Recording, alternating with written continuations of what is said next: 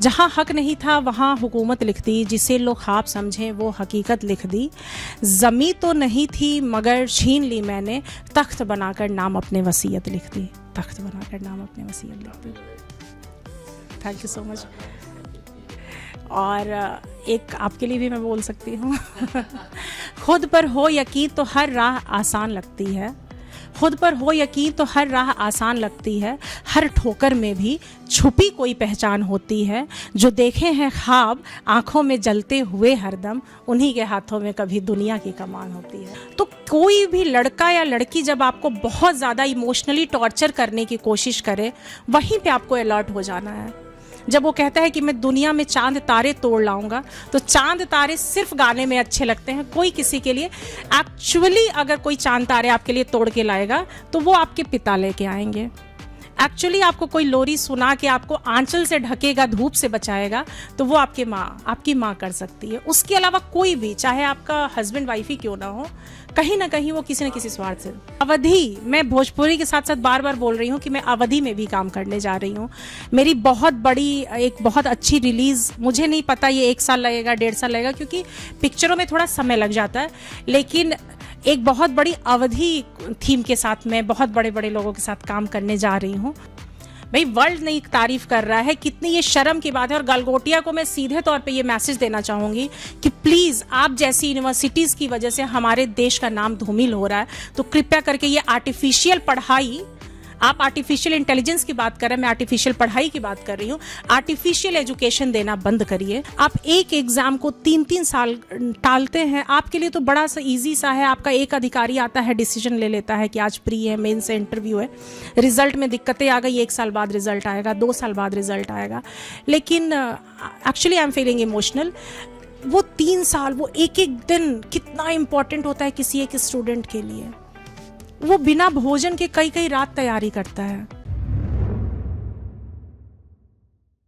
नमस्कार, मैं गोपाल गिरी, और आज के मेरी पॉडकास्ट में जो शख्सियत है वो साहित्यकार हैं, वो लेखक हैं, यूँ कहें कि वो गीतकार हैं, और एक सोशल विचारक भी हैं। हमारे साथ दिव्या आर्क जी है। बहुत बहुत स्वागत है दिव्या जी आपका हमारे पॉडकास्ट में। बहुत बहुत धन्यवाद, आपको प्रणाम।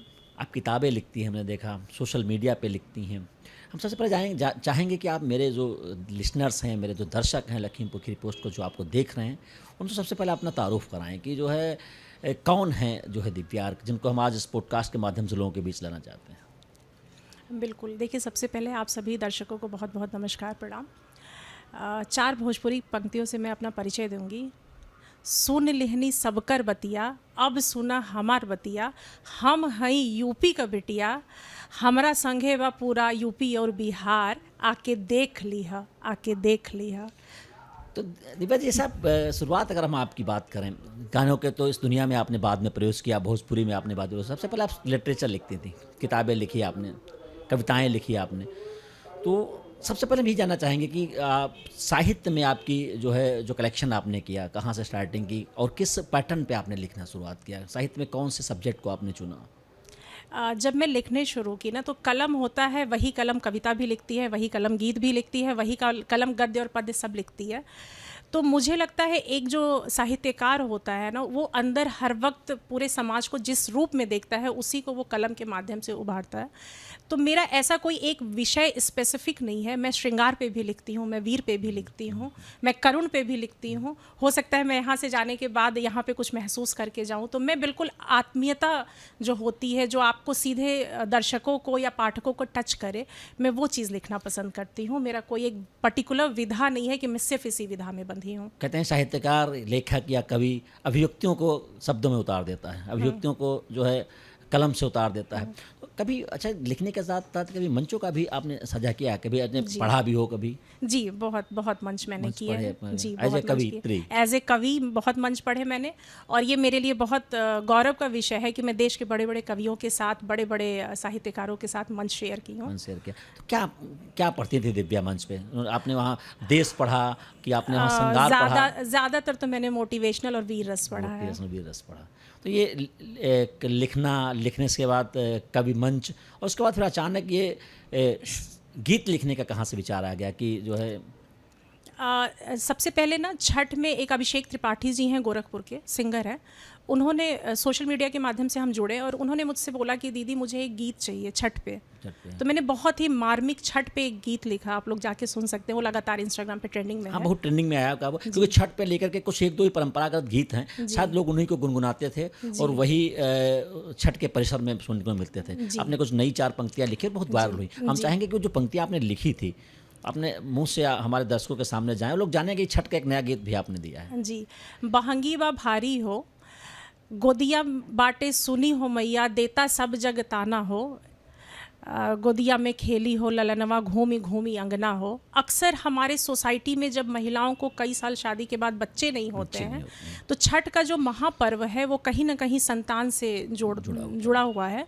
तो मैंने उस चीज़ को ध्यान में रख के एक गीत लिखा कि ज़्यादातर जब आप पूर्वांचल में, बिहार में जाएंगे छठ के दौरान, तो संतान की ही मांगने के लिए, संतान के लिए लोग ये पूजा पाठ करते हैं छठ माता का।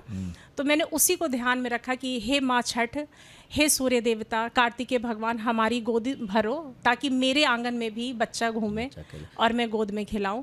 और मैं बहुत इमोशनल हो रही हूँ इस बात को बोल के कि लगातार इस पे खूब रील्स बन रहे हैं, महिलाएं लिटरली बहुत रो रो के रील्स बनाती हैं। क्योंकि वो आपने एक नया गीत दिया छठ को लेकर के। छठ को लेकर परंपरागत जो है 2-4 गीत हैं, शारदा सिन्हा जी, उनके ही गीत लोग अक्सर उस पर गाते थे। ये जो 4 पंक्तियां हमको आई तो मैंने पिछले छठ में देखा, बड़ी वायरल भी हुई वो, लोगों ने बड़ा उस पर रील्स वगैरह बनाई। उसके बाद आपने एकदम जो है गीतों की तरफ रुख कर दिया, आपने गीत लिखे थे। जी, अभी मैंने ये बोला कि कलम हमारी कहीं भी चल सकती है। आप पत्रकार हैं, आप कभी क्राइम पे भी रिपोर्टिंग कर सकते हैं, कभी भ्रष्टाचार पे भी कर सकते हैं, किसी चीज़ पे भी कर सकते हैं। तो मुझे लगा कि जब ये मेरा छठ का गीत लोगों तक पहुंचा, तो मैं actually basically I am not a singer, I am a writer, I am a lyricist. तो व्हाट आई फेल्ट कि मेरी चीज़ें शायद गीतों के माध्यम से ना युगों युगों तक लोगों के बीच रहेंगी। कविता आज मैं हूँ, पढ़ रही हूँ, कल को पता नहीं पाठक रहेंगे नहीं रहेंगे, लेकिन गीत तो हमेशा अजर और अमर हो जाते हैं, यहाँ पे बस जाता है गीत।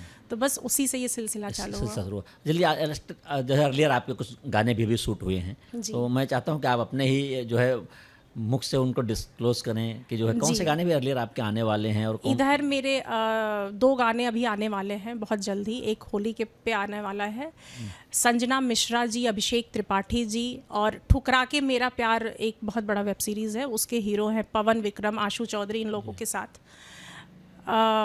आई रे आई होली, जयपुर वाला लहंगा, गोरी का बड़ा महंगा, बरेली वाला झुमका, गोरी जब मारे ठुमका, सारा रारा आई रे आई होली करके ये इधर आया, आने वाला है आपका। और भी कोई भोजपुरी गीत अभी इधर पे जल्द आने वाले हैं? जी, जेनजी के लिए स्पेशली मेरा जो है ना, जेनजी बहुत ज़्यादा हमारा जो चल रहा है ना, उसके लिए मैं काम करना चाहती हूँ कि तो उनको रॉकिंग सॉन्ग भी चाहिए। ऐसा नहीं है कि मैं सिर्फ मन्नतों वाली सॉन्ग लिख दूंगी या भजन लिख दूंगी तो वो मेरे से अटैच हो पाएंगे।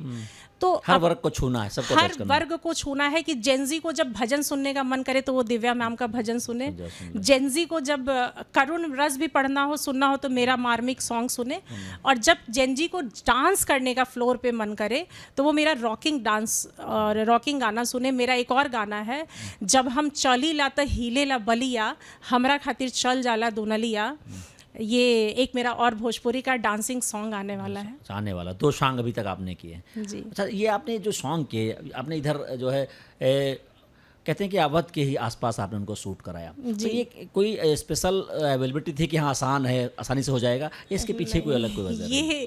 ये आपने बहुत अच्छा क्वेश्चन किया। देखिए, अवध में मैंने शूट इसलिए किया कि शायद हम सब लोग अवध के हैं, भोजपुरी बेल्ट के हैं। अवध का जो सीतापुर, लखनऊ का जो क्षेत्र है ना, वहाँ पे आज भी हमें 1857 की बिल्डिंग्स मिल जाएंगी, हमारे ऐतिहासिक बहुत सारी चीज़ें मिल जाएंगी, ऐतिहासिक जितने भी डिफरेंट चीज़ों की हमें ज़रूरत पड़ती है। तो एक तो सबसे बड़ा रीज़न रहा कि ये रहा। दूसरा, मैं in future I am going to work on Bhojpuri and Awadhi. Definitely I am going to work on Hindi because basically my language is Hindi, but still मैं अवधी पे काम करना चाहती हूँ, भोजपुरी पे करना चाहती हूँ। और आपको जानकर बहुत खुशी होगी कि अगर हमारे सॉन्ग में 3 लोग भोजपुरी बेल्ट के हैं तो 3 लोग अवधी के भी हैं, अवध क्षेत्र के हैं। मुझे बहुत बहुत अच्छे एक्टर्स मिले, सीतापुर के, लखीमपुर के, लखनऊ के। अच्छा, लोकल एक्टर्स को आपने जगह दी अपने? हाँ, और जूनियर्स तो लगभग 200 से 300 थे। 200 तो थे। उन 200-300 जूनियर्स में कहीं ना कहीं एक अच्छी एक्टिंग थी, अच्छा डांस था, वो कहीं ना कहीं मोटिवेट होंगे तो लगातार अच्छा ही करेंगे। सर दिव्या जी, आपने बात की कि भोजपुरी के आपके सॉन्ग आ रहे हैं, एक तो आ चुके हैं और एक दो सॉन्ग पे आप आने काम वाले, कर रहे हैं, लगातार काम कर रहे आने हैं। वाले हैं। अच्छा, भोजपुरी को लेकर के एक जो सोच है, मेंटालिटी है लोगों को, भोजपुरी में वल्गरिटी बहुत है। जी, लोग भोजपुरी को कहते हैं कि अगर बात में जवान बेटी बैठी हुई है या बच्चे बैठे हुए हैं तो कोशिश करते हैं कि लोग भोजपुरी का गाना ना बजे। उनमें जो शब्दावली चुनी जाती है भोजपुरी के गीतों में, तो वो बहुत ही, या तो कह सकते हैं उत्तेजक या भड़काऊ शब्दों का इस्तेमाल किया जाता है। क्या राय है आपकी इसको लेकर, क्या देखिए, सोचते हैं? अगर एक लाइन में आप राय पूछेंगे ना तो लेखकों की कमी हो गई है। एक समय में हमने भोजपुरी सुनी थी शारदा सिन्हा जी की, हमने भोजपुरी सुना था नदिया के पार, आपने भी सुना होगा। दुनिया सब ने, हर हाँ, शख्स को एक बार वो गाना मन्ना आता है। डे जी भोजपुरी में काम करते थे, लता मंगेशकर जी भोजपुरी गाई हैं। तो उस भोजपुरी में कहीं ना कहीं लेखकों की कलम की कमी हो गई है। गायक तो बहुत हैं, तो जब कलम कमज़ोर होगा तो कहीं ना कहीं हमें साहित्य के साथ, लिटरेचर के साथ कॉम्प्रोमाइज़ करना पड़ जाएगा। तो इसीलिए मैंने एक बहुत छोटा सा कलम उठाया है, ये अपनी आहुति दे रही हूँ। कोशिश करूँगी कि हम और आप साथ में बैठ के भोजपुरी एंजॉय भी करें, हम डांस भी करें, हम जेंजी को, भोजपुरी को पूरी दुनिया में फेमस कराएं, लेकिन हम अपने पिता और माता के साथ भोजपुरी बैठें। तो ये अकेले मेरे चाहने से तो नहीं होगा, लेकिन मैं एक अपनी कोशिश करूंगी ताकि जिस दिन मैं इस धरती पे ना रहूं तो मुझे याद किया जाए कि मैंने अपनी लैंग्वेज के लिए, क्योंकि मैं काशी क्षेत्र से आती हूं, तो मेरी ये जिम्मेदारी है भोजपुरी के लिए, बजाय घर में बैठ के अश्लीलता को गाली देने से अच्छा है कि उसके लिए कुछ काम किया जाए। लेकिन कहीं ना कहीं जैसे भोजपुरी की हम बात कर रहे हैं, बड़ी प्यारी भाषा है, बड़ी मीठी भाषा है। लड़का हो बबुआ जब कोई कहता है तो लगता है कि अपनापन आ गया। लेकिन उस इतनी प्यारी और मीठी भाषा को ये इन वल्गर शब्दों ने, उत्तेजक जो है सूट ने कह सकते हैं, उन्हें बिल्कुल अलग एक मानसिकता पैदा कर दी भोजपुरी के प्रति। पहले एक भोजपुरी की भाषा को, जो हम पूर्वांचल की जो भाषा है, उसे मिठास की भाषा कहते थे, अपनापन, अपनेपन की भाषा कहते थे। क्योंकि एक क्रेज़ है पूर्वांचल की भाषा को लेकर के कि जब दो कहते हैं पूर्विया मिलते हैं तो भले वो IAS हों, PCS हों, कितने भी बड़े पद पर हों या छोटे पद पर हों, जब दो एक साथ पूर्विया मिलते हैं तो कहते हैं वो अपनी भाषा में ही बात करते हैं। इसकी एक अपनापन, एक मिठास है। लेकिन उस भाषा को कहीं ना कहीं जब मंच के माध्यम से दर्शाया गया, जब कैमरे के माध्यम से लोग सामने लाया गया या एंटरटेनमेंट के रूप में जब परोसा गया, तो अर्थ के युग में लोग अधिक हाउ टू जो है मोर मनी के चक्कर में उसको उन्होंने गंदा कर दिया। तो कहीं ना कहीं से बड़ी सुधार की आवश्यकता है। एग्जैक्टली देखिए, सबसे पहली चीज़ आपने खुद ही जवाब दे दिया कि सबको सिर्फ पैसा चाहिए। नो डाउट कि पैसा जीवन के लिए ज़रूरी है, पेट पालने के लिए ज़रूरी है, लेकिन हम अपना ज़मीर बेच के पैसा कमाएं तो ये शायद थोड़ा सा दिक्कत का बात है। और लोग व्यूज़ के पीछे भागने लगे, ट्रेंडिंग के पीछे भागने लगे। आज अगर मैं काम करने आई हूँ तो मुझे कल ही मैं सुपर स्टार बन जाऊँ, इस मानसिकता के साथ लोग आ रहे हैं। धैर्य नहीं, पेशेंस नहीं, लोगों में पेशेंस नहीं है, धैर्य की कमी हो गई है, शॉर्टकट है। और फिर लोग उसी पुराने ट्रैक को, अगर एक ने अगर कुछ गलत बना दिया तो फिर दूसरा उसको कॉपी करके बना रहा है, तीसरा कॉपी करके बना रहा है। तो कहीं ना हमें थोड़ा पेशेंस दिखा के, और देखिए हमारे इंडिया भोजपुरी 15 से 20 करोड़ लोग लगभग भोजपुरी बोलते हैं, अगर मैं सही डेटा दे पा रही हूँ। तो इतनी बड़ी इंडस्ट्री को क्यों ना हम वर्ल्ड लेवल पे लेके जाएं, क्यों ना कुछ अच्छा करने, क्यों नहीं भिखारी ठाकुर जी की भोजपुरी को हम दोबारा जिंदा करें। और कुछ लोग कर भी रहे हैं, ऐसा नहीं है कि कुछ लोग काम नहीं कर रहे हैं, कुछ लोग कर भी रहे हैं, बट अभी थोड़ा और पेशेंस की भी ज़रूरत है। आप ट्रेंडिंग और व्यूज़ के पीछे मत भागिए, अपना काम करते रहिए। हमको लगता है कि जैसे जो फिल्में बना रहे हैं भोजपुरी की, या जो भोजपुरी पे कंटेंट अलग जो बना रहे हैं, उनकी अपेक्षा जो एकदम सोशल मीडिया का फ्रीडम आ गया, वो लोग जो भोजपुरी का कंटेंट बना रहे हैं उन्हें भोजपुरी को ज़्यादा बदनाम किया। यहाँ पे तो सबसे बड़ा जो मेरा यहाँ पे है, मैं आपके चैनल के माध्यम से बोलना चाहूँगी कि सेंसर बोर्ड किस लिए होता है। सेंसर बोर्ड को बिल्कुल अपना काम बहुत ही जिम्मेदारी के साथ आके, अगर कोई दो अर्थी मीनिंग का सॉन्ग बनाता है या पिक्चर बनाता है या सोशल मीडिया पे पोस्ट है, तो सोशल मीडिया को भी एक्टिव होना पड़ेगा। जो भी हैंडल कर रहा है, फेसबुक, इंस्टाग्राम, नियंत्रण नहीं है, कुल मिला के कोई नियंत्रण नहीं है। और सेंसर बोर्ड को बहुत ही जिम्मेदारी के साथ आगे आना पड़ेगा, स्पेशली भोजपुरी लिटरेचर के लिए, क्योंकि हमारी भोजपुरी भाषा कहीं ना कहीं मर रही है। सेंसर बोर्ड को तो क्या ही कहा जाए कि सेंसर बोर्ड की कैंची में हमें लगता है वो धार नहीं बची है, क्योंकि आप जो एडवर्टीजमेंट आ रहे हैं जो है मूवी पे या टीवी पे या चैनल्स पे, शायद उनको देख पाना मुश्किल है। और शायद ऐसे जो एडवर्टीजमेंट के शॉर्ट सीन्स हैं उनको किसी ज़माने में अगर मूवी में रखा जाता था तो मूवियों पे सेंसर बोर्ड की कैचियाँ चल जाया करती थी। तो सेंसर बोर्ड को तो क्या ही कहा जाए, लेकिन कहीं ना कहीं से जो इसके पीछे जो लोग काम कर रहे हैं, जो लोग यहाँ से पैसा कमा रहे हैं, जो लोग यहाँ अपना नाम कमाने आए हैं, उनकी हमें लगता है ज़्यादा जिम्मेदारी बनती है। बहुत जिम्मेदारी बनती है, और एक सबसे बड़ी जिम्मेदारी बनती है कि हम एक कोई अच्छा कंटेंट देते हैं तो उस पे लाखों में और हज़ारों में व्यूज़ आते हैं, लेकिन वहीं पे जब एक अश्लील कंटेंट हम देते हैं या कोई भी देता है तो वहाँ पे मिलियन मिलियन में व्यूज़ जाते हैं। तो ये सबसे बड़ी जिम्मेदारी तो हम और हमारे और आप जैसे दर्शकों की है कि प्लीज़ आप अच्छे और बुरे में अंतर कीजिए। वो अंगूठा का, आपका एक अंगूठे का जो लाइक है वो समाज की दिशा को बदल रहा है। हाँ, आपके 5 सेकंड का एंटरटेनमेंट किसी एक साहित्य को डेली खत्म कर रहा है। अच्छा, ये भोजपुरी के साथ ही कोई आपका नया भी जो है सेगमेंट है, कोई नया भी प्रयास इसके आगे भी किया जा रहा है जी? यहाँ भोजपुरी तक ही सबको सीमित है? नहीं। देखिए, हिंदी हमारी राष्ट्रीय भाषा है, आप सब लोग जान रहे हैं। हमारा हिंदी, हम हिंदुस्तानी लोग हैं, तो हिंदी पे तो मुझे आजीवन काम करना है। हिंदी के बाद अगर हम कहेंगे हमारी रीजनल लैंग्वेज भोजपुरी है, and right now I am residing here, तो अवधी भी कहीं ना कहीं मेरे को बहुत टच कर रही है। मैं बचपन से ही बहुत किताबें पढ़ती थी, लिटरेचर में काम करती थी, तो मेरे को लैंग्वेजेस बहुत अट्रैक्ट करती थी। तो मेरा पूरा यही फोकस रहेगा कि मैं हिंदी, भोजपुरी और अवधी में जितना अपना बेस्ट दे पाऊँ मैं दूंगी। और अभी मैं नाम तो नहीं ले सकती हूँ, बट देश के टॉप म्यूज़िक डायरेक्टर्स के साथ मेरे बहुत सारे सॉन्ग्स आने वाले हैं। हाँ जी, बहुत बड़े बड़े म्यूज़िक डायरेक्टर्स के साथ आने वाले हैं। कुछ बड़ी प्लानिंग चल रही है, अभी बताएंगे? हाँ, नहीं, हम थोड़ी सीमाओं में बंधे हुए हैं, अभी हम चीज़ों को ओपन नहीं कर सकते, नाम नहीं ले सकते, लेकिन डेफिनेटली हम इसी जगह आके आपको अपने प्रोजेक्ट्स दिखाऊंगी मैं, और काफ़ी अच्छे अच्छे सॉन्ग्स। ये मेरे लिए बहुत गर्व का विषय है। यानी हम कह सकते हैं कि जो है भोजपुरी से स्लिप होकर जल्दी ही जो है बॉलीवुड में दिव्या जी के सॉन्ग दिखने वाले हैं। अरे बिल्कुल। लक्ष्मीकांत प्यारेलाल जी बहुत फेमस जोड़ियाँ रही, अगर मैं उनकी पीढ़ियों के साथ काम करने जा रही हूँ तो निश्चित रूप से ये मेरे लिए बहुत गर्व का विषय है। गर्व का विषय और बड़ा प्रोजेक्ट है कोई ना कोई। जी बिल्कुल। दिव्या जी, जैसे हम बात करेंगे, आप इस लिटरेचर की बात कर ली, आप गाने लिख रही हैं, इससे पहले आप बाई स्टडी आप तैयारी कर रही थी, है ना? सिविल की तैयारी आपने की, तैयारी से एक स्लिप होकर के जो है लिटरेचर में आपने एंट्री मार दी, मूव किया आपने। क्या मैसेज है उन बच्चों के लिए जो तैयारी करते हैं, जिनका एक ड्रीम होता है कि आईएएस बनना है, पीसीएस बनना है, उसके बाद वो कहीं ना कहीं से किसी न किसी परिस्थितियों की वजह से वो मिस होते हैं गोल से अपने, तो किस तरीके से उनको अपना मूव ऑन करना चाहिए, मोटिवेट करना चाहिए, कैसे लाइफ में दोबारा ज्वाली एंट्री मारनी चाहिए? मैं मैथ से स्टूडेंट हूँ, मैंने इंजीनियरिंग, मैकेनिकल इंजीनियरिंग भी करा वहाँ पे, और मेरे को 2 साल बाद जब मशीनों में मज़ा नहीं आया तो मैं कलम को, इंटरेस्ट तो बचपन से कलम की तरफ था, तो मैं मशीनों को छोड़ के इंसानियत और कलम को लिखने आ गई। तो उसके बाद यूपीएससी नो डाउट मेरा ड्रीम था, मैं यूपीएससी करना चाहती थी, मैंने लगातार प्री मेंस भी दिए हैं, और उस मेंस की स्थिति है, मैं इतनी सीरियस एस्पिरेंट थी, मैं मुखर्जी नगर में कई साल तक रही हूँ, मैं इतनी सीरियस एस्पिरेंट थी कि शायद उसकी वजह से मेरी लेखन क्षमता बहुत बढ़ी।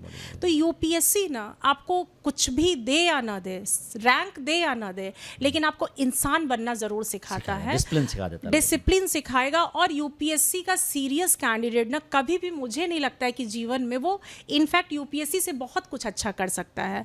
तो नेक्स्ट अपना एक लाइफ स्टाइल मिल जाता है, उसको कहने का गेम, एक जो है गोल मिल जाता है। यूपीएससी मिले ना मिले, जिंदगी जीने का तरीका मिल जाता है, जिंदगी जीने का तरीका। एंड यू कैन, जो यूपीएससी कर सकता है, they can do anything in their life. और कभी भी आपको घबराना नहीं है, क्योंकि आप सोचिए मैं आपके सामने बैठी हुई हूँ, आगे भी लगातार काम करूँगी, कभी भी घबराना नहीं है। नेक्स्ट जनरेशन से मैं यही बोलूँगी, यूपीएससी हो, एसएससी हो, कोई भी एग्ज़ाम हो, आपको लगातार किसी चीज़ के पीछे अपने कई साल नहीं गुजारने हैं। एक आप टाइम पीरियड सेलेक्ट कर लीजिए, 2 साल 4 साल, हार्डली 5 इयर्स, आप उसको दीजिए, मन से दीजिए, खूब मन से दीजिए, बेस्ट दीजिए। लेकिन अगर नहीं मिलता है तो फिर नहीं मिलता है तो मेरे लिए नहीं है, मेरे लिए नहीं है, and I have to do something much better than this. Everything is predestined, God is deciding everything plan by God. या इस पे अगर ट्रस्ट है तो फिर आदमी जो है डिमोरलाइज नहीं होगा, डिप्रेस नहीं होगा। हाँ, सरकारी नौकरी, अधिकारी बनना, डॉक्टर बनना, इंजीनियर बनना कोई लास्ट ऑप्शन जिंदगी नहीं है कोई। जिंदगी जीने का, बल्कि ये मात्र एक ऑप्शन है। मात्र एक ऑप्शन, बहुत सारे मात्र एक ऑप्शंस के option अलावा है। अभी आपके पास हैं। हाँ जी, ये मात्र एक ऑप्शन है। अच्छा, आपने एक बहुत अच्छी बात कही कि जो है मशीनों में दिल नहीं लगा, जी। मशीनों से भाग के आ गए हैं। जी। ये मशीनों के पास दिल नहीं होता, और साहित्यकार को, एक कलमकार को, एक जो है क्या कह सकते हैं कि कैरेक्टर को दिल की आवश्यकता होती है, क्योंकि आपने श्रृंगार भी लिखा, आपने साहित्य भी लिखा, आपने जो देश भी लिखा। तो उसके बाद आपने सोशल पर भी हमने आपके वक्तव्य पढ़े, आप देखते हैं, लिखते रहते हो, समाज के रिलेशंस पे हम लोग जो है हमने देखा बहुत सारे चीज़ों को लिखते रहते हो, बोलते रहते हो। जी। क्या लगता है आपको, जैसे टीनेजर्स को लेकर के हम अगर आपसे बात करें, टीनेजर्स जो हैं, कहते हैं कि टीनेजर्स जो एज होती है मोस्ट डेंजरेबल एज होती है ना, होता है। कैसे इन टीनेजर्स को हम सही मार्गदर्शन दें आपके हिसाब से? कि आप बहुत ज़्यादा, हमने देखा कि सोशल और रिलेशंस पे आप बहुत सारा कुछ लिखते रहते हो। जी, फिर घूम फिर के एक ही बात आती है, पेशेंस। हमारे टीनेजर्स जो सोशल मीडिया के ज़माने में सब कुछ ग्लोबलाइजेशन बहुत तेज़ी से बढ़ा है, ग्लोबल हो चुका है। हम लगातार किताब बंद कमरे में पढ़ते थे, अपने बड़ों की बात मानते थे। टीनेजर्स कहीं ना कहीं अपने बड़ों को बहुत हल्के में ले रहे हैं, अपने पेरेंट्स को हल्के में ले रहे हैं, अपने टीचर्स को हल्के में ले रहे हैं। तो ऐसा कुछ भी नहीं है। आप स्मार्ट हो, technically you are smart, but सांस्कृतिक रूप से, कल्चरल रूप से आपके पेरेंट्स आपसे ज़्यादा स्मार्ट हैं, उनके पास बहुत सारे अनुभव हैं। तो आप पेशेंस लाइए, घबराइए मत। रिलेशनशिप भी एक बहुत बड़ा इशू आजकल बनता चला जा रहा है। तो कहीं ना कहीं आप 18 साल तक तो ये डिसाइड कर लीजिए कि 18 साल तक मुझे सिर्फ करियर पे ध्यान देना है। 18 साल से पहले कोई रिलेशनशिप में हमें नहीं जाना है। टीनेजर्स की बात, रिलेशंस पे भी बात करेंगे। आपने कहा टीनेजर्स जो है मोटिवेट होते हैं अपने गार्जियन से, मोटिवेट होते हैं अपने सीनियर से, मोटिवेट होते हैं सोशल से, मोटिवेट होते हैं कहीं आइकान से। तो वो जो लोग उनके आइकान हैं, जो उनके सीनियर्स हैं, कहीं ना कहीं वो भी बहुत रिस्पॉन्सिबल हैं उनकी जो है सोच को बदलने के लिए।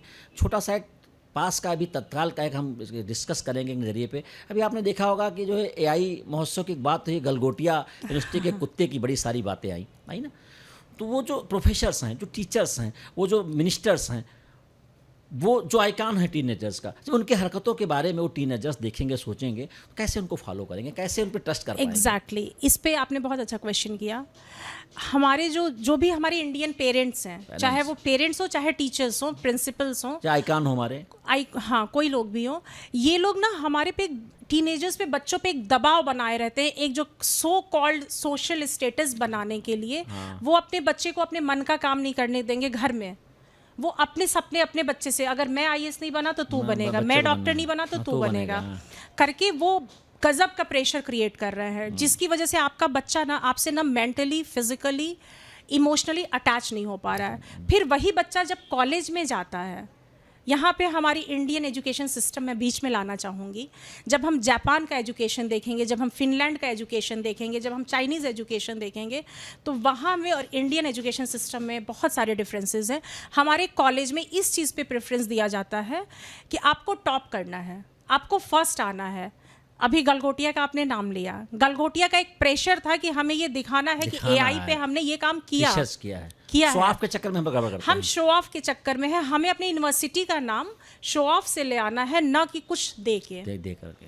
भाई वर्ल्ड नहीं तारीफ कर रहा है, कितनी ये शर्म की बात है। और गलगोटिया को मैं सीधे तौर पे ये मैसेज देना चाहूँगी कि प्लीज़, आप जैसी यूनिवर्सिटीज़ की वजह से हमारे देश का नाम धूमिल हो रहा है, तो कृपया करके ये आर्टिफिशियल पढ़ाई, आप आर्टिफिशियल इंटेलिजेंस की बात कर रहे हैं, मैं आर्टिफिशियल पढ़ाई की बात कर रही हूँ, आर्टिफिशियल एजुकेशन देना बंद करिए। और मैं भारत सरकार से भी ये निवेदन करूँगी कि प्लीज़ एजुकेशन सिस्टम को बाकी देशों से सीखते हुए और ज़्यादा अच्छा बनाने की ज़रूरत है। बच्चों पे प्रेशर मत क्रिएट करिए जेनजी पे। अच्छा, जैसे आप एक गलगोटिया की से बात आ गई, तो कुल मिला के एक लाइन का एक सॉल्यूशन है कि जब भी आप शो ऑफ के चक्कर में पड़ेंगे तो कहीं ना कहीं से आपसे गलती होगी, क्योंकि आप अपनी मूल चीज़ों से भटक जाएंगे। तो काम आप मूल रिजल्ट के लिए कीजिए, रियल रिजल्ट के लिए काम कीजिए, ना कि शो ऑफ के लिए। और जहाँ जहाँ भी गड़बड़ी की चीज़ें आज तक आई हैं, जहाँ जहाँ भी गड़बड़ हुआ है, चाहे रिलेशन की बात हो, चाहे सोसाइटी की बात हो, या फिर रिजल्ट की बात हो, जहाँ शो ऑफ हुआ है वहीं दिक्कतें आई हैं। बिल्कुल, इस पे मैं एक बात बोलना चाहूँगी। मेरे बचपन में मेरे घर में जो माहौल रहा, ये कहा गया कि मेरी मदर ने कि कभी भी अपनी तारीफ मत करो, अपने घर वालों की तारीफ मत करो, जब तक समाज को करने दो ना, समाज करे कि तुम अच्छे हो या बुरे हो।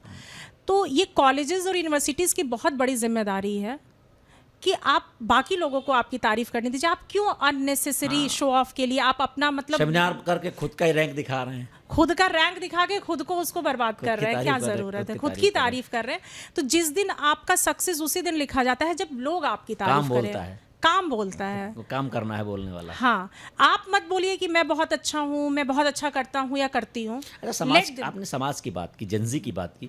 जेंजी के लिए एडवाइस की हम आपसे बात करेंगे। आपने अभी एक शब्द बीच में इस्तेमाल किया था कि रिलेशंस, उल्टे सीधे रिलेशंस जो हैं वो कहीं ना कहीं से आदमी को मिसगाइड करते हैं, उसको अपने काम से भटकाते हैं, समाज से भटकाते हैं। जेंजी की आपने बात की थी। जब जेंजी एक टीनेजर से कॉलेज में एंट्री मारता है आफ्टर 10th, वहाँ एक बहुत ही उसके लिए जो नई सोसाइटी मिलती है एक अलग टाइप की होती है। हाई स्कूल इंटर के बाद उसको एकदम फ्रीडम सा मिलता है। मोस्टली हाई स्कूल इंटर तक तो हर माँ बाप अपने बच्चे पे नज़र भी रखता है, उसको शायद टाइमिंग भी देता है। बट आज के हरी अब जो आ गया है ज़माना, बहुत ही हरी भरी का ज़माना है, भाग दौड़ का ज़माना है। इसमें आफ्टर 12th या आफ्टर 10th हम कह सकते हैं अपने बच्चों को हम लोग फ्रीडम के नाम पर उनको हम खुला छोड़ देते हैं, और वहीं से उनको जो है कहीं ना कहीं से दिक्कतों की स्टार्टिंग हो जाती है। तो आपने रिलेशंस की बात कही थी, क्या कुछ मैसेज है जेंजीज के लिए कि जो रिलेशंस की आपने बात कही थी, या कह सकते हैं कि डिफरेंट सेक्स रिलेशंस की जो बात आती हैं उनको लेकर किस तरीके से अवेयरनेस उनके लिए होनी चाहिए? बहुत सारे देश में घटनाएं घट रही हैं। जेंजी भी लगातार मोबाइल पे अलर्ट है, सब कुछ देख रहा है कि किस किस तरीके की घटनाएं घट रही हैं। तो माँ बाप आपके दुश्मन नहीं है यार। अब इस चैनल से मैं एक चीज़ और बोलना चाहूँगी आपके चैनल के माध्यम से कि दुनिया में ना अगर निस्वार्थ कोई प्यार करता है आपको तो सिर्फ और सिर्फ आपके माँ बाप। माँ बाप के अलावा अगर आपको कोई भी तीसरा चौथा पांचवा व्यक्ति प्यार करता है तो कहीं ना कहीं कुछ स्वार्थ आ जाता है, कुछ ना कुछ तो उसमें पीछे नीयत रहती है उसकी। तो कभी भी कुछ करने जाओ ना, 100 बार अपने माँ बाप के परिस्थितियों को याद कर लेना, 25 बार अपने माँ बाप की पॉकेट को याद कर लेना। अब आपके माँ बाप से बड़ा मोटिवेशन दुनिया में कोई नहीं हो सकता है। किन परिस्थितियों से निपट के वो आपको यहाँ तक पहुँचाएं, कॉलेज तक पहुँचाएं। उनके कितने सारे सपने होते हैं, ठीक है, आप उनके सपने पूरे करो या ना करो, लेकिन अपने तो पूरे करोगे ना। तो कोई भी लड़का या लड़की जब आपको बहुत ज़्यादा इमोशनली टॉर्चर करने की कोशिश करे, वहीं पे आपको अलर्ट हो जाना है।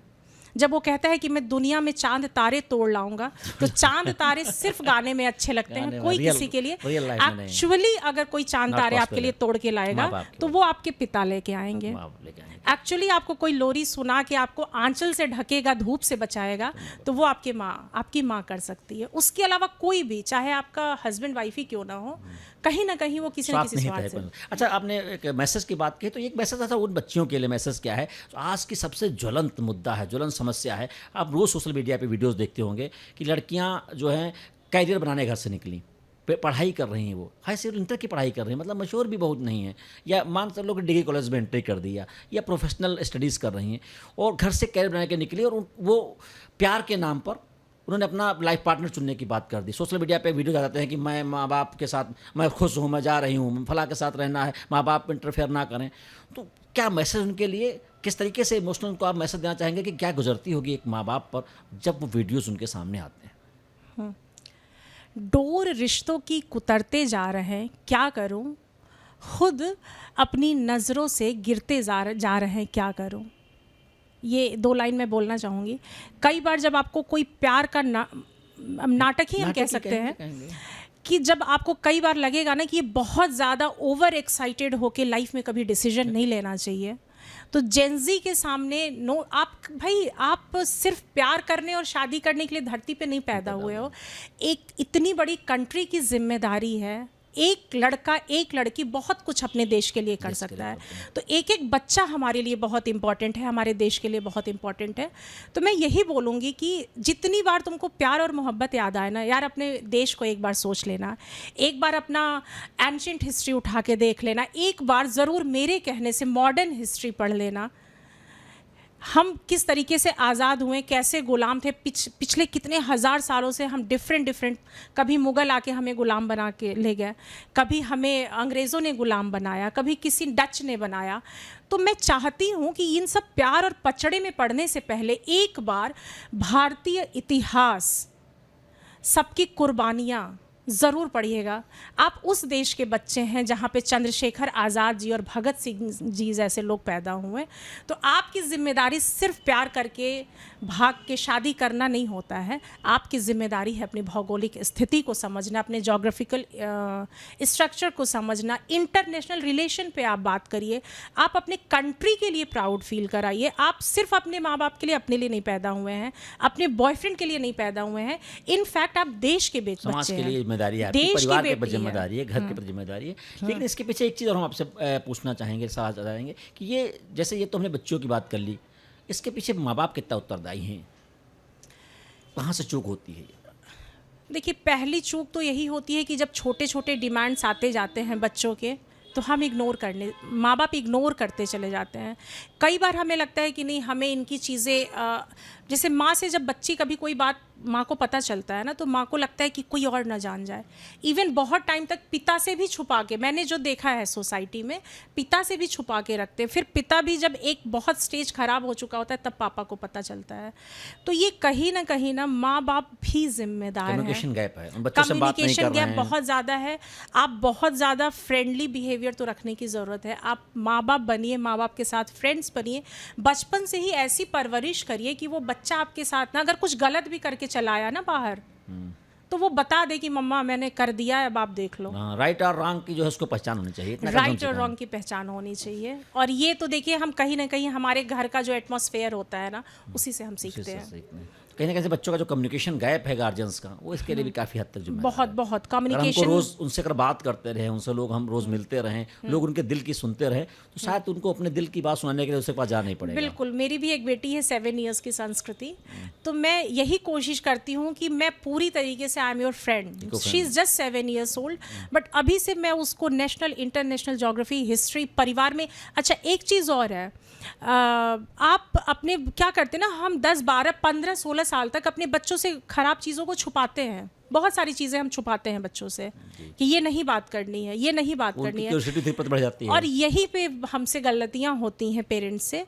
तो क्यूरियोसिटी जो है वो बढ़ती चली जाती है। बाहर वाला फिर एक व्यक्ति आता है और कहता है कि आप जो है ये चीज़ करिए, ये चीज़ करिए, फिर हमें वो चीज़ अट्रैक्ट करने लगती है। जिसको नहीं छुपाया अगर है, पेरेंट्स बचपन से हमें बता देते तो हमें पता होता है कि ये गलत है, हमें नहीं करना है। करना चाहिए।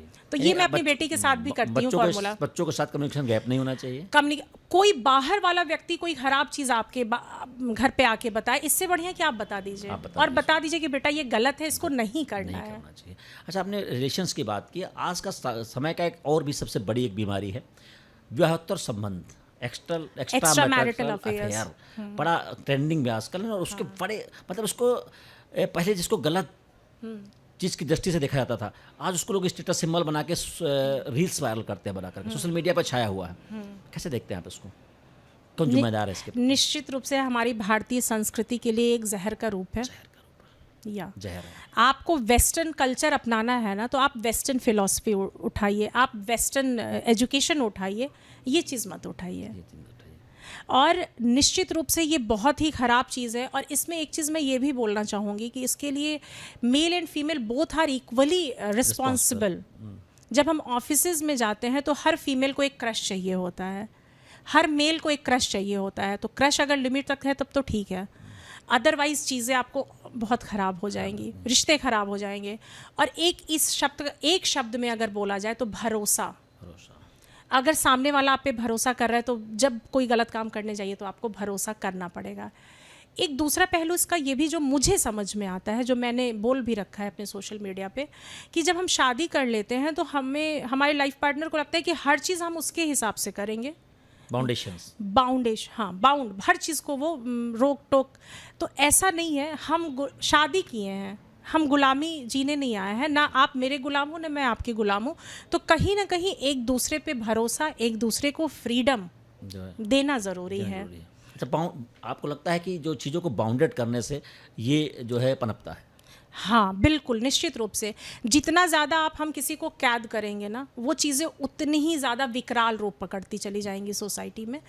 तो कहीं ना कहीं अगर आपको कुछ लगता भी है तो आप हस्बैंड वाइफ एक दूसरे से बात करिए और करिए, लेकिन उसको थोपिए मत। थोपिए मत। थोपना नहीं है कोई चीज़ पति पत्नी को एक दूसरे ये के अच्छा, ऊपर। इन संबंधों की बात करें, आप फिलॉसफी पे बात करते हो, लिखते भी हो, रिलेशंस पे लिखते हो, इन चीज़ों, ये जो इस तरीके के जो कुरीतियाँ समाज में आ गई हैं, लेकिन क्या इसके पीछे का एग्जैक्ट रीज़न क्या है? मतलब कि कौन इसके प्रति जिम्मेदार है, क्यों लोग ऐसे संबंधों के पीछे भाग रहे हैं? देखिए, पहले इसको थोड़ा सा हम पीछे जाएंगे। पहले क्या था कि महिलाएं अक्सर घर में काम करती थी, पुरुष बाहर काम करते थे, ठीक है। अभी चीज़ें उल्टा हो गई, अभी लगभग बराबर तो नहीं कह सकते, बट ठीक है, अच्छे खासे रेशियो में पुरुष और महिला दोनों लोग काम कर रहे हैं। जा रहे हैं। फिर एक समय आता है कि जब हम बाहर चले जाते हैं तो हमें अपना पार्टनर खराब लगने लगता है, हमें लगता है कि मेरे पार्टनर से अच्छा सामने वाला है, और किसी को ये नहीं पता होता है कि ये फिजिकल, आपका फिजिकल अट्रैक्शन है जो आपको अट्रैक्ट कर इमोशनल रहा है। अट्रैक्शन नहीं है, वो कहीं ना कहीं से क्षणिक है। Physically they want to involve with you. The only and only one reason is that कि everyone wants to involve physically. अगर वो आपकी खूबसूरती की तारीफ कर रहा है, हाँ, तो या आप उसकी तारीफ कर रहे हो, तो आप उसके पॉकेट की तारीफ कर रहे हो, आप उसके पॉकेट की तरफ अट्रैक्ट हो रहे हो। एग्जैक्टली। और पुरुष आपके लटकन झटकन इन खूबसूरती के पीछे अट्रैक्ट हो रहा है। ये सारे काम निकालने के, शारीरिक के अलावा इसको मैं कुछ काम नहीं निकालने के चोचले हैं, इसके अलावा कुछ नहीं। हाँ, थोड़ा अच्छा, कठोर शब्दों में। कठोर शब्द। अच्छा, एक चीज़ और भी कहना चाहेंगे, जैसे कहीं ऐसे घर से बाहर पुरुष भी आज के डेट में निकलते हैं, महिलाएं भी निकलती हैं, तो ऐसी कंडीशंस में महिलाओं के लिए भी एक मैसेज आपके हिसाब से है कि उनको भी टेस्ट करना चाहिए। कहीं ना कहीं से उसका ये भी तरीका है कि वहाँ से भी इन रिश्तों की शुरुआत हो जाती है कि बेवजह के एलिगेशंस हैं, बेवजह का जो भरोसा, मतलब भरोसा एक ऐसे, भरोसा एक चीज़ है, उसको आप ऊपर पढ़ नहीं सकते, दिखा नहीं सकते, तो केवल फील करने की चीज़ है। तो कहीं ना कहीं से ये भी एक रीज़न है कि उसके पीछे ये भी एक दिक्कत आती है। क्या मतलब घर वाले भरोसा नहीं हाँ, करते? भरोसा नहीं, भरोसा करना चाहिए। मेरा कहने का मतलब है कि एक दूसरे के बीच का आपने जो एक शब्द इस्तेमाल किया, भरोसा, भरोसा। तो जरूरी नहीं है कि हर साथ में काम करने वाले व्यक्ति के बीच में अफेयर्स होंगी। ना, ऐसा नहीं होता है, बिल्कुल नहीं होता है। मैंने तो भाई, हम भी मैरिड हैं, ऐसा कुछ भी नहीं होता है। एक बार आंख बंद करके विश्वास करके तो देखो आप, उसके बाद जब प्रॉब्लम आ रही है, देखिए आपको फ्रीडम, मैंने पहले भी बोला, फ्रीडम देना पड़ेगा। हमारा कोई मेरा पति कहीं ना कहीं फ्रीडम देने के बाद ही दिक्कतें आ जाती हैं। मनी केसेस में भी होता है। हाँ, ये भी होता है। तो अब कुछ चीजें इसमें हम यही आपने फ्रीडम दिया, भरोसा किया, और आपने उस फ्रीडम का जो है मिसयूज किया और भरोसे को तोड़ दिया। तो यहाँ पे फिर मैं ऐसी लड़की, इसका इलाज क्या है? इसका इलाज तो यही है, मैं लड़की हूँ, चूंकि मैं महिला हूँ, और मुझे भी बहुत जगह जब मैं जाती हूँ तो पहले मुझे महिला की नज़र से देखा जाता है। पहला, मैं नाम तो नहीं बताऊंगी, लेकिन जिस चीज़ को आप बहुत अच्छा मानते होंगे, मैं वहाँ भी जाती हूँ अगर, तो पहले देखा जाता है महिला है। तो महिलाओं को मैं ये बोलूँगी कि प्लीज़, रिक्वेस्ट फॉर्म में रिक्वेस्ट करूँगी कि यार, घर से निकले हो कुछ काम करने के लिए, तो काम करो प्लीज़। अपनी वजह से बाकी समाज की महिलाओं को मत बदनाम करो। आपकी वजह से हम जैसी महिलाओं को भी बहुत दिक्कतें होती हैं। एक लाइन में कह सकते हैं कि आप जो अपने टैलेंट को लेकर निकलिए, खूबसूरती को हथियार मत बनाइए। हाँ, टैलेंट को लेकर निकलिए आप बाहर, और किसी के आगे एक लेवल तक ही झुकना ज़रूरी है। उसके बाद आपकी एक मर्यादा जो होती है ना, ये नहीं है कि हम काम निकालने के लिए किसी भी हद तक गिर जाएं। तो प्लीज़, पूरे देश की महिलाओं की इज्जत, एक महिला की इज्जत, अगर कहीं एक पे महिला गलत करती है ना, तो हम सारी महिलाओं पे उंगलियां उठती हैं। एक मछली सारे तालाब को गंदा करती है। तो ये हम्बल रिक्वेस्ट है कि आपको फ्रीडम दिया जा रहा है ना, तो आप मेंटली फ्रीडम हो। पुरुषों में लागू होता है। हाँ, खाली महिलाओं पे नहीं, पुरुषों में लागू होता है, दोनों पे, ये उनके लिए भी है। दोनों। दीपक, जैसे आपने बात की कि एक्स्ट्रा मैरिटल अफेयर की बात की, भरोसे की आपने बात की कि जो है भरोसा ज़्यादा ज़रूरी है, इन जो है इन जिम्मेदार है, भरोसे का टूटना ज़्यादा जिम्मेदार है। तो कैसे भरोसे की बात करें, मतलब क्या भरोसा कैसे टूटता है भरोसा? देखिए, अभी भी जो महिलाएं हैं, थोड़ा तो कम परसेंटेज है बाहर निकलने का, लेकिन पुरुष तो 100% निकल रहे हैं बाहर। तो इसमें मैं यही बोलूँगी कि पुरुषों को लगता है ना कि हम ऑफिस वाली के साथ, घर वाली बाहर वाली, यहाँ एक हम शब्द बोलेंगे कि वो हम कर रहे हैं, हमारे घर वाले को कुछ पता नहीं है। तो पुरुष क्या होते हैं ना कि वो किसी भी ऑफिस वाली महिला को लगता है या बाहर वाली महिला को लगता है कि ये मुझे प्यार कर रहा है, मुझे देख रहा है। ऐसा कुछ भी नहीं है। आज वो आपको देख रहा है, आज वो आपको यूज़ करेगा, कल वो फिर चेंज करेगा, किसी और को करेगा, कल उसका ट्रांसफ़र होगा, ऑफिस बदलेगा, वो कहीं और जाएगा। तो प्लीज़, आपकी पत्नी आपके बच्चों को संभाल रही है, घर में संभाल रही है, पूरी जिम्मेदारी सुबह से लेकर शाम तक आपको लंच बना के दे रही है, सब कुछ कर रही है। तो प्लीज़ अपनी पत्नी का विश्वास मत तोड़िए। मैं सारे पुरुषों से ये बोलूँगी कि प्लीज़ अपनी पत्नी का विश्वास मत तोड़िए। आप लोग लगातार, आपको लगता है कि चीज़ें पता नहीं चलती हैं, लेकिन जिस दिन पत्नी का विश्वास टूटता है ना, उस दिन सिर्फ पत्नी का विश्वास नहीं टूटता है, आपका पूरा बना बनाया परिवार टूट जाता है। एक महिला अगर अपने घर से सब कुछ छोड़ के आई है, अपने माँ बाप को छोड़ के आई है, भाई बहन को छोड़ के आई है, वो सिर्फ आपके लिए छोड़ के आई है, वो अगर आपके पसंदीदा लंच बॉक्स आपको बना के दे रही है ना, तो इस विश्वास के साथ दे रही है कि आप इसको किसी महिला so called extra marital affair जो आपकी गर्लफ्रेंड है उसके साथ बैठ के ना करेंगे, बल्कि एक नॉर्मल फ्रेंडशिप तक तो ठीक है, लेकिन आप प्लीज़ लगातार अपने घरवाली के इस, जब भी आपको लग रहा है ना कि हम कुछ गलत हमसे हो रहा है, तो आप उस चीज़ को ज़रूर ध्यान दीजिएगा कि हमारे पे एक औरत घर में बैठी है, याद कर लो। एक औरत घर में बैठी है, पूरी भर मांग सिंदूर जिसको भोजपुरी में बोलते हैं लगा के बैठी हुई है, मेरी याद में बैठी है, और अगर मैं उसका भरोसा तोड़ूंगा तो यहाँ या कहीं ना कहीं तो हमें भरना पड़ेगा। तो ये पुरुषों के लिए, पुरुषों का भी एक बहुत बड़ा रोल है। इस समय मैं देख रही हूँ वो कहीं भी लट्टू हो जाते हैं। लेकिन ये आप नहीं कह सकते, ये बात लागू महिलाओं पर भी तो होती है, महिलाओं पे भी होती है, हाँ, उनके लिए भी यही लागू होता है। हाँ, महिलाओं के लिए भी लागू होता है। महिलाओं से भी मैं ये बोलूँगी कि जब आपका पति आप पे भरोसा करके आपके कदम बाहर निकलवाया है, तो जब कुछ गलत करने जाना ना यार, तो अपने पति को याद कर लेना कि कितनी उम्मीद के साथ, कितनी शिद्दतों के साथ वो आपको बाहर किया हुआ है। तो जब कदम गलत तरफ जा रहा है, लड़खड़ा रहा है, तो प्लीज़ अपने पति के चेहरे को याद कर लेना, एक बार रिश्ते को याद करना है, एक बार अपने रिश्ते को याद कर लेना, एक बार अपने आने वाले भविष्य को याद कर लेना कि कहीं आपकी लड़ाइयाँ, कहीं आपकी वजह से, आपके अपने अफेयर की वजह से, अपनी मनोकामना पूरी करने की वजह से, क्षणिक अट्रैक्शन की वजह से आपके जो 2-3 बच्चे घर में हैं उनका जीवन ना बर्बाद हो जाए। और अभी आपको लग रहा है कि हम अपना मौज काट रहे हैं, लेकिन वो मौज कहीं ना कहीं इफेक्ट करता है आपके चाइल्ड को, और वो बच्चा फिर जब कुछ गलत करेगा बड़े होके तो आप उसको जिम्मेदारी नहीं दे सकते, क्योंकि यहाँ पे आप दोनों लोग गलत थे, जिम्मेदार थे। आपने उसको 15 साल 18 साल वो परवरिश दे दी जो नहीं देनी चाहिए थी। तो जाहिर सी बात है कि हम जो देखते हैं वही करते हैं, हमारा सबकॉन्शियस माइंड जो देखा रहता है वही करता है। तो बच्चे का भी ध्यान में रखिएगा। पति पुरुष अगर है तो अपनी पत्नी का चेहरा देख लेना, अपनी पत्नी का सिंदूर बिंदी याद रख लेना कि वो आपके लिए लगा रही है, और महिला अगर गलत काम कर रही है तो अपने पति के विश्वास का, अपने पति के प्यार को याद कर लेना कि कितने विश्वास के साथ वो बाहर निकाला हुआ है मुझे। दोनों पे नियम, दोनों पे लागू होते हैं, नियम दोनों पे लागू होते हैं, दोनों पे लागू होता है। और इसका नींव एक ही है, भरोसा नहीं टूटना चाहिए। जब कोई लाइफ पार्टनर आप पे भरोसा कर रहा है, जिस दिन आप एक लाइन का आप मूल मंत्र बना लीजिए ना कि हमें अपने लाइफ पार्टनर का भरोसा नहीं तोड़ना है यार, चाहे कुछ भी हो जाए, तो बड़ी से बड़ी चीज़ें सामने आ जाए, बड़े से बड़े लालच आ जाए, मुझे उस लालच में नहीं फंसना है। मुझे लगता है कभी समस्या नहीं आएगी जीवन में। और पुरुष हमेशा आपकी खूबसूरती की तरफ अट्रैक्ट होगा, महिलाएं पॉकेट की तरफ अट्रैक्ट होंगी।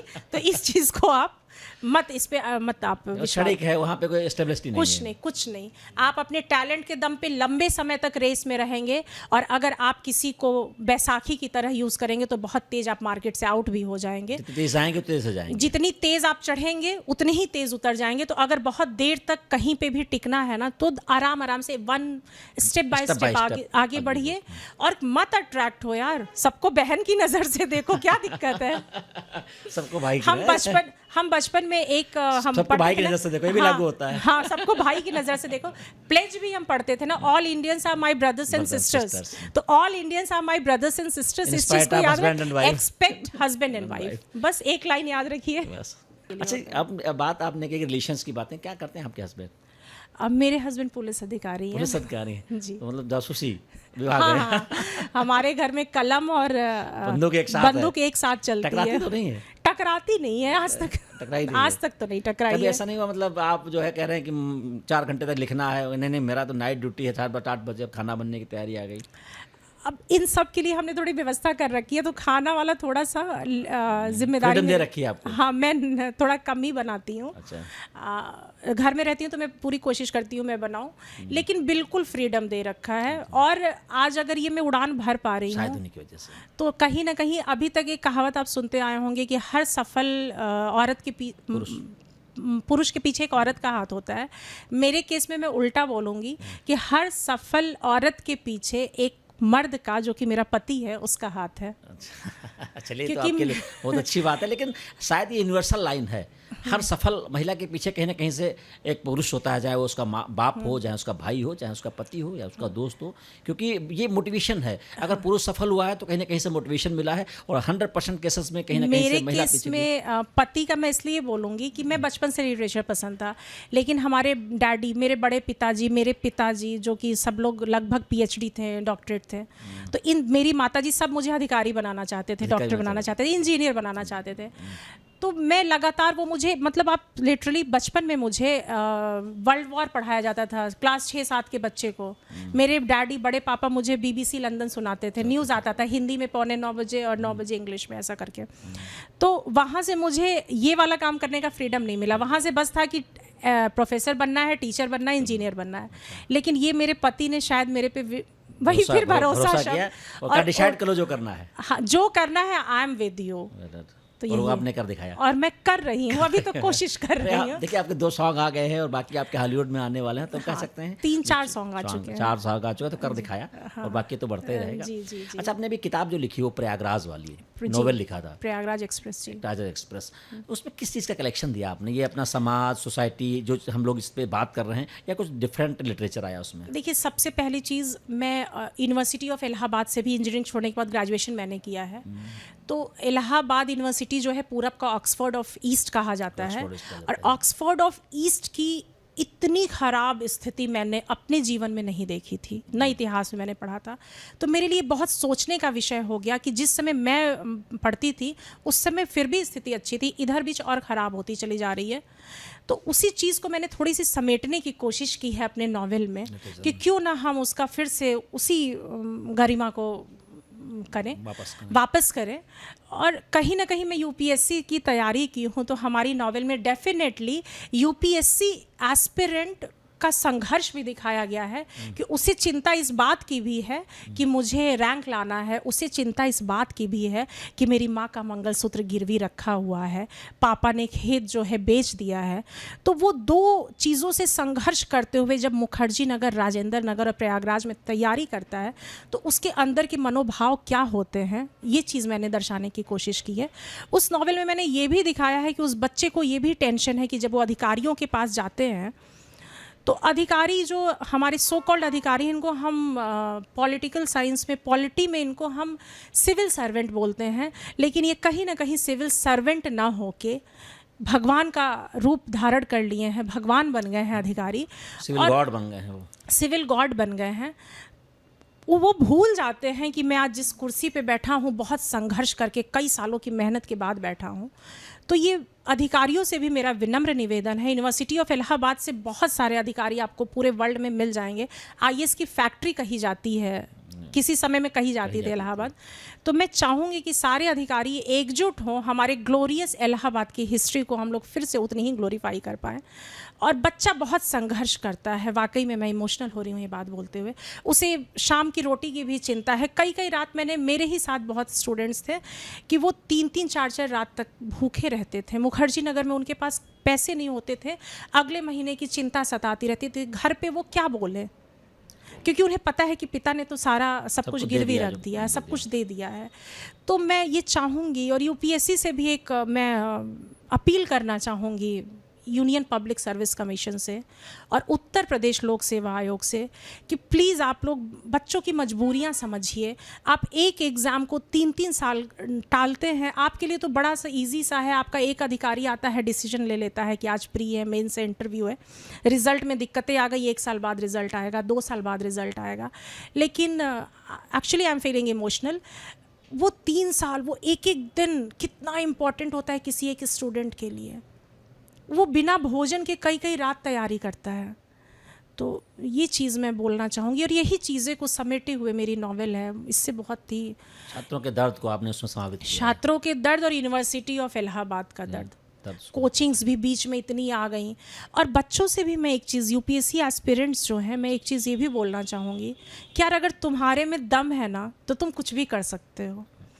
बेसिक आप जब किसी बड़े कोचिंग में, बहुत बड़े कोचिंग से पढ़ के आई हूँ, मैं भी पढ़ के आई हूँ, लगातार मैंने दिया एग्ज़ाम्स।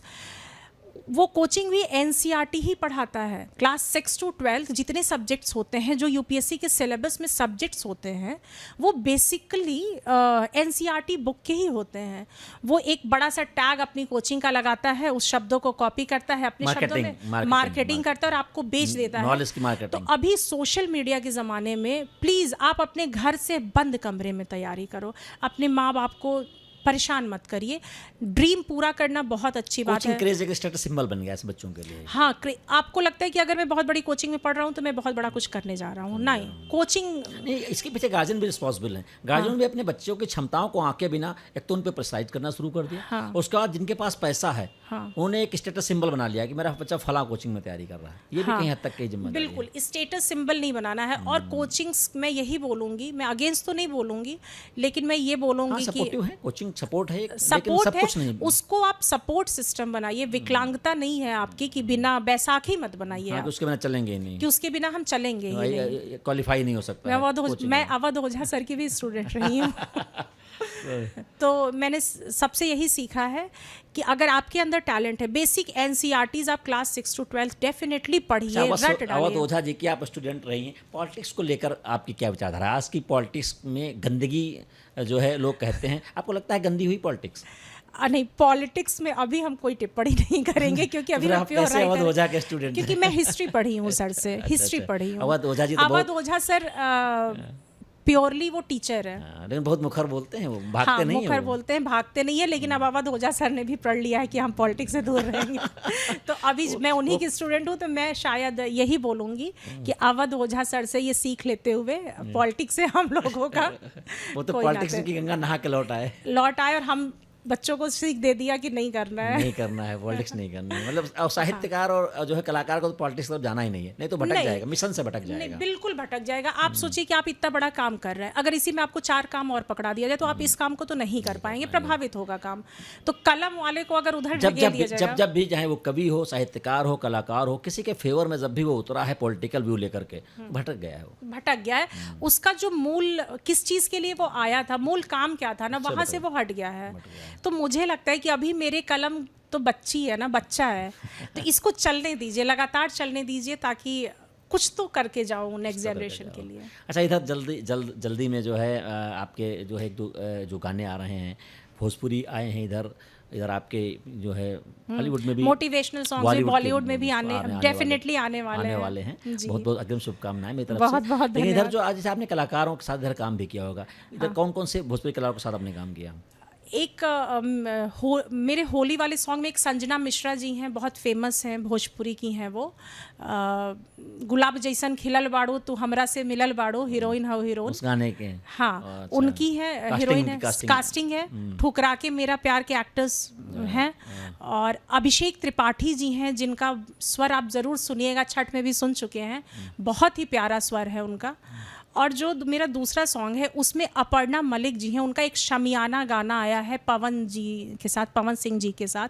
उनकी एक बहुत बड़ी पिक्चर आ रही है भोजपुरी की, रितेश पांडे जी के साथ, जो कि लवंडिया लंदन से लाएंगे, रात भर डीजे बजाएंगे। तो यही वाली जो लाइनें, ये गाने, इन्होंने भोजपुरी को जो है एक नई थीम, एक नई दिशा दी है। बिल्कुल है बिल्कुल ना, क्योंकि इनके जो बोल हैं वो भोजपुरी का अपना अलग ही फ्लेवर भी कह सकते हैं, या भोजपुरी की मेंटालिटी है अपने आप में। अच्छा, बताइए, आपको नहीं लगा कि आप लिखते हो, शूट पे जाते हो, आपके लिखे हुए गानों पे एक्टर थिरकते हैं, आपको नहीं लगा कि हमें भी कभी कैमरे पे आना चाहिए, हमें गाएं, हमें भी दिखना चाहिए? ये बड़ी विडंबना है कि मैं ऐसे आपके यहाँ तो थोड़ा सा अच्छे से आई हूँ, लेकिन मैं जब अपने शूट पे रहती हूँ, एज ए डायरेक्टर रहती हूँ, तो मैं ढंग के कपड़े भी पहनना भूल जाती हूँ। बिल्कुल होता है ना कि जब माँ बाप अपने घर की बेटी की शादी करते हैं ना, तो वो अपने रिस्पॉन्सिबिलिटी खोपड़ी पे होती है। तो अभी तक कैमरे पे तो मेरा कोई कभी आजीवन नहीं आने का है, आने का नहीं, मतलब प्रण का डिटरमाइंड है। हाँ, मैं एज ए पोएटिस आ सकती हूँ कैमरे पे, मैं एज ए मोटिवेशनल स्पीकर आ सकती हूँ कैमरे पे, मैं एक्ट्रेस एज एन एक्ट्रेस नहीं आ सकती। क्या वजह इसके पीछे, लॉजिक क्या है इसके पीछे का? क्योंकि मेरे अंदर एक्टिंग नहीं है। और मैं एक चीज़ और, वो डायरेक्टर जो लोग एक्टिंग सिखा रहा है वो कह मेरे अंदर एक्टिंग नहीं है। अब ये बताइए, जब डायरेक्टर भी राइटर भी एक्टर बन जाएगा तो फिर बेचारा एक्टर क्या करेगा? सबकी पेट पे सबको रोजी रोटी चाहिए। ये आपका निजी कमिटमेंट है, लेकिन जो है कहीं ना कहीं से जो आज के टाइम में भोजपुरी में भी आपने एंट्री मारी है, तो मुझे लगता है कि जैसे आपने बातें की हैं, जो आप विचार दे रहे हो, तो कहीं ना कहीं से एक भोजपुरी में जो क्रांति सुधार की क्रांति की बात कर रहे हैं उस पर काम करेंगे आप, और हमें लगता है कि अगर आपने काम किया तो लोग उससे मोटिवेट होंगे, सुनेंगे, सीखेंगे। अब ये तो मेरे भोजपुरी के दर्शक बतैया ने बात की कि कितना हमरा से, मतलब हम यहाँ से उन लोग से रिक्वेस्ट भी करत नहीं कि डेफिनेटली अगर आप लोग कहीं भी भोजपुरी की सुनी जा बढ़िया आवाज़ में, बढ़िया शब्दों में, तो ओकरों के आप लोग देखिए जा, ना कि बस ट्रेंडिंग व्यूज़ दिलाए खातिर कंटेंट का क्वालिटी पे भी आप लोग ध्यान दें जा। तो डेफिनेटली हम के ऐसा उम्मीद बाकी भोजपुरी दर्शक जरूर हमनी के प्यार देंगे। तो और अवधि, मैं भोजपुरी के साथ साथ बार बार बोल रही हूँ कि मैं अवधि में भी काम करने जा रही हूँ। मेरी बहुत बड़ी एक बहुत अच्छी रिलीज, मुझे नहीं पता ये 1 साल लगेगा 1.5 साल लगेगा, क्योंकि पिक्चरों में थोड़ा समय लग जाता है, लेकिन एक बहुत बड़ी अवधि थीम के साथ मैं बहुत बड़े बड़े लोगों के साथ काम करने जा रही हूँ। तो अवधि और भोजपुरी बहुत ज़्यादा रूप से बहुत मीठी भाषा होती है, ठीक है।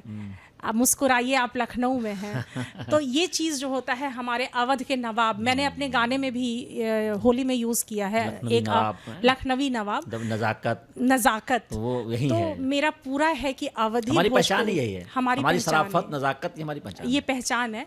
और मैंने अपने शब्दों में भी जब होली सॉन्ग में लिखा है कि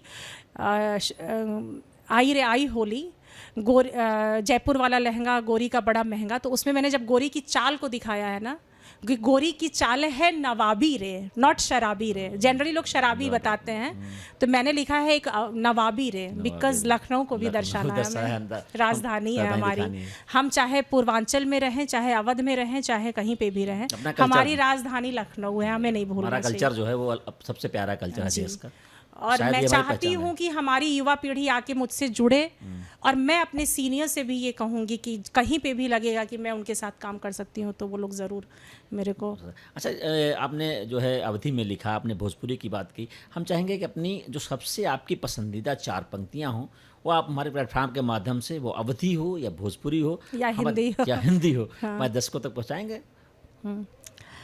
मैंने सेना पे भी लिखा है, ऑपरेशन सिंदूर पे भी लिखा था। खुद का जीवन खाक करे जो वो सेना की वर्दी है, जो ड्यूटी दिन रात करे वो सेना की वर्दी है, वो सेना की वर्दी है। होली दिवाली ईद सब भूल रहे जो वो सेना की वर्दी है, कभी पसीना खून सने जो वो सेना की वर्दी है, वो सेना की वर्दी है। सभी परिधानों में श्रेष्ठ कोई तो वो सेना की वर्दी है, आंतरिक सुरक्षा खातिर शहीद हुए तो तिरंगा लिपटे वर्दी है, तिरंगा लिपटे वर्दी है। खुद का जीवन खाक करे तो वो सेना की वर्दी है। और एक चीज़ और मैं बोलूँगी कि जहाँ हक नहीं था वहाँ हुकूमत लिख दी, जिसे लोग ख्वाब समझे वो हकीकत लिख दी। जहाँ हक नहीं था वहाँ हुकूमत लिख दी, जिसे लोग ख्वाब समझें वो हकीकत लिख दी।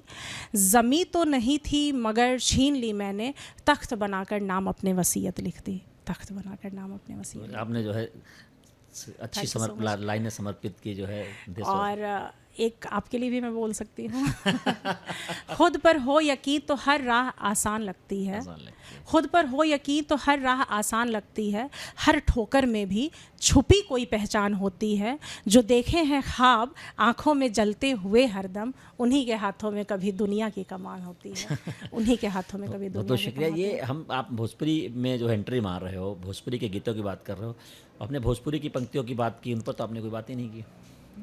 किस पे? भोजपुरी की पंक्तियों पे हमने बात की। हाँ हाँ, तो भोजपुरी की 4 पंक्तियाँ तो अभी तक आपने जो है, अब मैंने पहला परिचय अपना भोजपुरी में ही दिया था, बट फिर भी मैं बताती हूँ।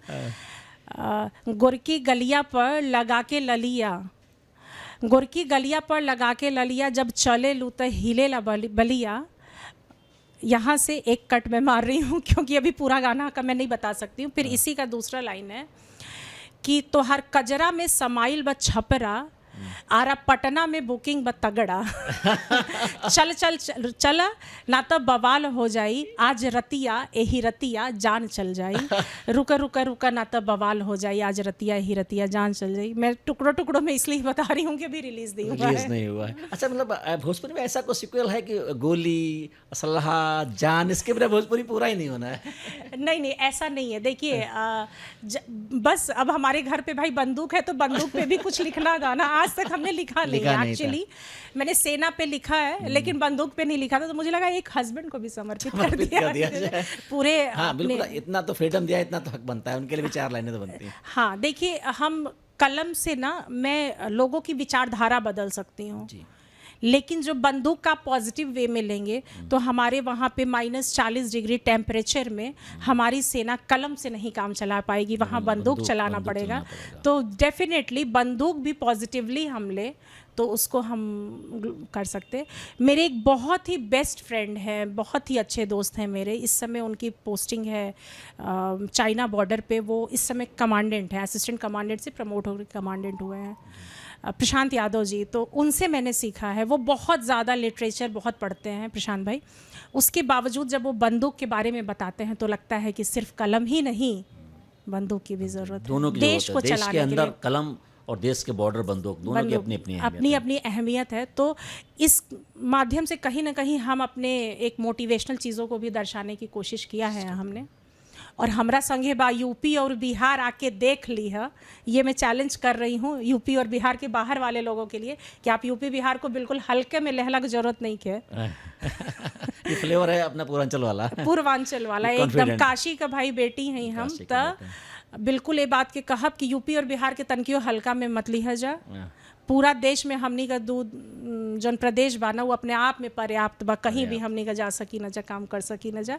अब बॉलीवुड में भी ये आपके लिए बहुत गौरव का विषय है कि जब हम बॉलीवुड पे एक बार फिर से वापस आते हैं तो बॉलीवुड में आप देखेंगे कि जितने बड़े बड़े स्टार्स हैं, चाहे वो सिंगर्स हों, चाहे वो एक्टर्स हों, म्यूज़िक डायरेक्टर्स हों, वो प्रोड्यूसर्स हों, ज़्यादातर यूपी से हैं। यूपी से कब्जा है पूरा साहित्य। पूरा कब्जा है भाई, ईश्वर ने हमें वो ताकत दी है हम यूपी वालों को। और बॉलीवुड में एक चीज़ और मैं बताऊं, बच्चे क्या करते हैं जनरली कि वो या तो मॉडल बनना चाहते हैं या तो हीरो हीरोइन बनना चाहते हैं, इसके अलावा वो कुछ बनना ही नहीं चाहते हैं। तीसरा फिर ऑप्शन बचता है सिंगर बनने का। तो मैं ये कहती हूँ कि बेटे आप लोग ना कलम चला के भी बॉलीवुड में एंट्री मार सकते हो। मतलब ऐसा होता है ना, चार्म आकर्षित करता है लोगों को, और एक्टर और मॉडल और सिंगर ये वो फेस हैं जो डिस्प्ले में आते हैं, डिस्प्ले में चार्म आते- दिखता है। हाँ, चार्म राइटर जो होता है वो न्यू कीट होता है। लेकिन अभी थोड़ा सा राइटर में भी प्रेमचंद जी वाला जमाना, और इस जमाने में राइटर्स अब गरीब नहीं होते हैं, गरीब नहीं होता। अब राइटर्स भी बहुत अमीर होने लगे होने हैं। लगे हैं, लेकिन राइटर्स न्यू कीट है जो दिखती नहीं है। हाँ, शायद लेकिन- इसलिए चार्म कम है उनका। कम है, चार्म लेकिन कम है। मुझे लगता है कि अब वो समय ख़त्म हो चुका है।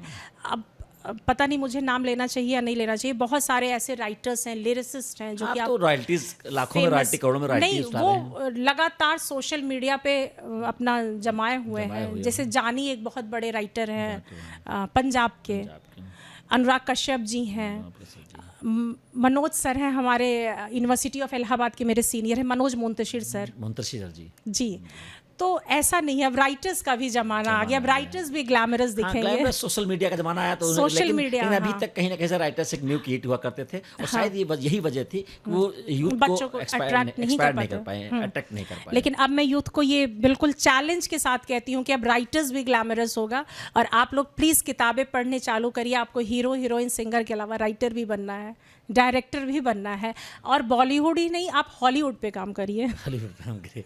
बहुत बहुत जो है शुक्रिया दिव्या जी, और बहुत बहुत शुभकामनाएं हमारी तरफ से कि आपके जो गीत अभी भी रिकॉर्ड हुए हैं वो भी धूम मचाएं, और जो आने वाले हैं वो भी ज़्यादा धूम मचाएं। और इन्हीं शुभकामना के साथ हम आपको जो है समय देने के लिए बहुत बहुत धन्यवाद देते हैं। बहुत शुक्रिया। तो जो है देखते रहिए हमारे शो को, और हम फिर आपसे रूबरू कराएंगे किसी और शख्सियत से। तब तक के लिए नमस्कार।